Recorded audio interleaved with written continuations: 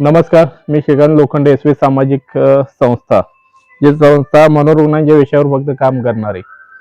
आज तारीख 5 जानेवारी 2025 रोजी आपल्या आश्रमामध्ये जे रोजच्या प्रमाणे नाश्ता त्यांना देणं किंवा त्यांची काळजी घेणं, हे सगळ्या व्हिडिओच्या माध्यमातून म्हणजे आश्रमामध्ये असणाऱ्या लोकांचा शेड्यूल कसा असावा या पद्धतीने आपण हा व्हिडिओ बनवतोय. त्यांना खाणं पिणं कशा पद्धतीनं पौष्टिक देण्यात यावं, जेणेकरून काय आश्रममध्ये कसं आहे की फक्त त्यांना कसंही ठेवणं आणि देणग्या घेणं असा जो प्रकार आहे हा कुठं तर थांबला पाहिजे. आणि प्रॉपरली जे आपल्यापाशी राहणारे जे लाभार्थी आहेत त्यांना कुठं तर व्यवस्थित आणि त्यांचे कुठं न बदनामी करता एक कमवण्याचं साधन न बघता आपण थोडक्या पैशामध्ये त्यांना कशा पद्धतीनं सांभाळू शकतोय हे तुम्हाला आपल्या व्हिडिओच्या माध्यमातून आपण दाखवतोय. आणि आपलं शेड्यूल कसं असावं आश्रममध्ये त्यांना आपल्या लाभार्थ्यांना सांभाळत असताना त्यांचं शेड्यूल कसं असावं. आज इथं उपचार व पुनर्वसन प्रादेशिक मनोरुग्णालय रत्नागिरी यांच्या माध्यमातून आपण इथं काम करतोय.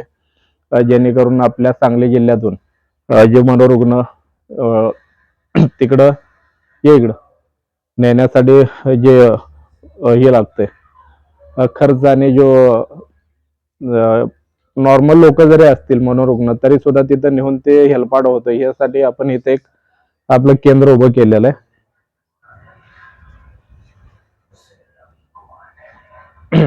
अभि पहिला सगळे उभं राहा, प्रार्थनेला सगळे उभं राहा. मोबाईल घ्यायचं तिरवतो स्टॉप कर.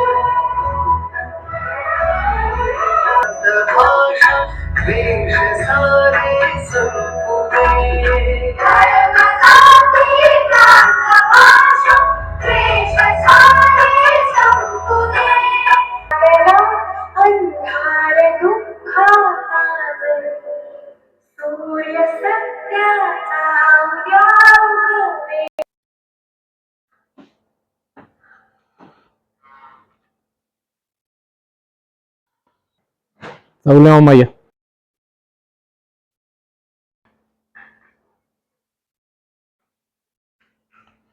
दोन